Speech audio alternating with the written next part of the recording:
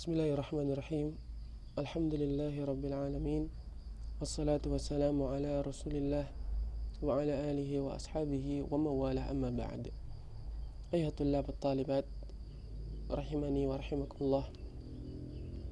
Kita lanjutkan pembahasan kita di kitab At-Tauhid yang disyarah oleh Syekh Shalih Al-Utsaimin hafizahullah ta'ala. Kita telah sampai di bab yang ke-8, di hadis atau dalil yang keempat. Beliau bawakan di sini Warawal Imamu Ahmad an Ruwayfi' qala. Diriwayatkan Imam Ahmad dari sahabat Ruwayfi'. Qala, beliau berkata, qala li Rasulullah sallallahu alaihi wasallam. Rasulullah SAW berkata kepadaku, ya Ruwayfi', la'alla al-hayata satatulu bik. Wahai Ruwayfi', semoga kehidupan akan panjang untukmu.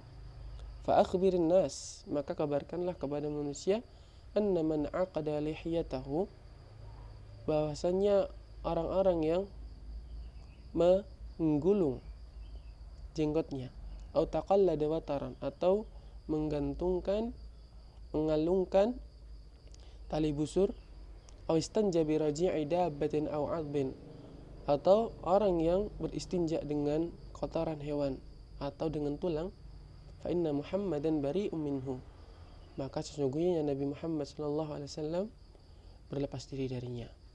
Maka hal-hal ini tadi dikabarkan oleh Nabi sallallahu alaihi wasallam bahwasanya beliau berlepas diri darinya. Karena memang ini menunjukkan apa?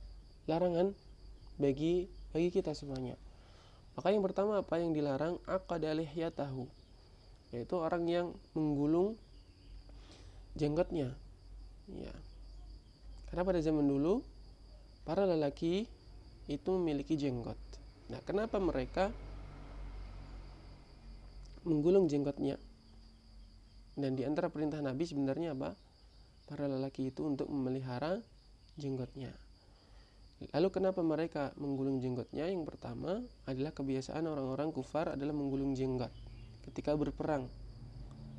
Menggulung jenggot ketika berperang. Ini kebiasaan orang-orang kufar untuk menunjukkan apa? Kesombongan mereka. Nah, maka berangkat dari sini kita dilarang untuk meniru mereka. Takut terjatuh kepada hadis tasyabbuh itu. Karena man tasyabbaha biqaumin fahuwa minhum, barang siapa yang menyerupai suatu kaum maka dia termasuk golongan mereka. Kemudian ada keterangan yang lain yang dimaksud dengan menggulung jenggot di sini adalah ada orang yang menggulung jenggotnya untuk apa? Menolak bala atau terhindar dari ain, untuk menolak ain. Karena ketika seseorang itu memiliki jenggot yang bagus, maka kadang ada orang yang tidak suka, sehingga dia mengikat jenggotnya agar jenggotnya itu menjadi apa? Menjadi keriting, menjadi tidak bagus, sehingga orang-orang tidak ain kepadanya. Nah, apa itu ain? Dijelaskan, ain itu apa? Isabatun bi syakhsin natijatan nazar ma'a ta'ajjubin biduni dzikrillah.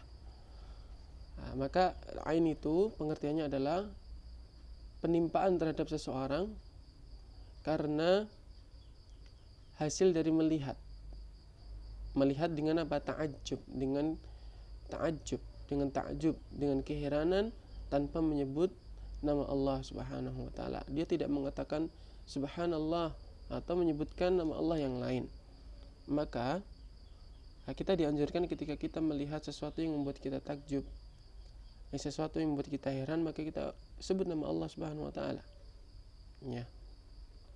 Kemudian diriwayatkan dalam hadis yang lain, al-ainu tudkhilur rajula qabran wa tudkhilul jamala qidran. Bahwasanya ain itu disebutkan dalam hadis yang hasan, bahwasanya ain itu memasukkan seseorang ke dalam kubur dan memasukkan jamal, onta, ke dalam panci. Maka sesuatu yang terkena ain itu bisa menjadi rusak.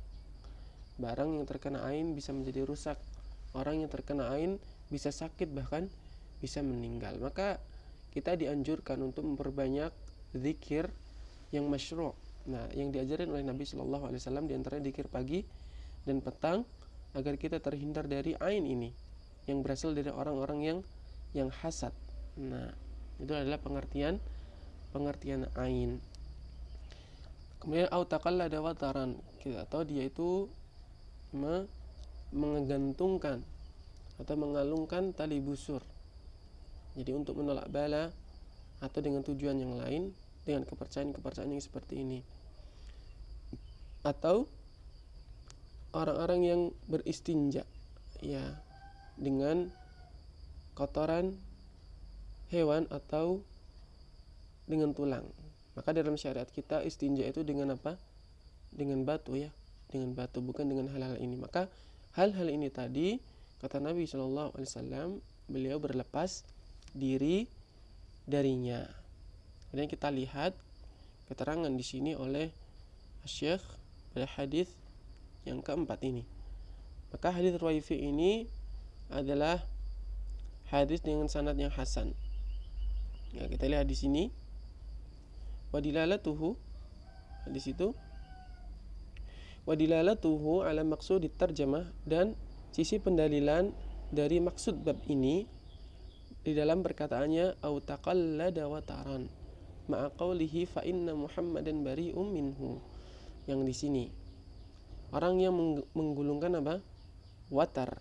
Nah, wa taqlidul watar huwa lidaf'il ain, dan menggantungkan atau mengalungkan watar tali busur tadi adalah untuk daf'il ain, untuk menolak ain, mencegah diri dari ain.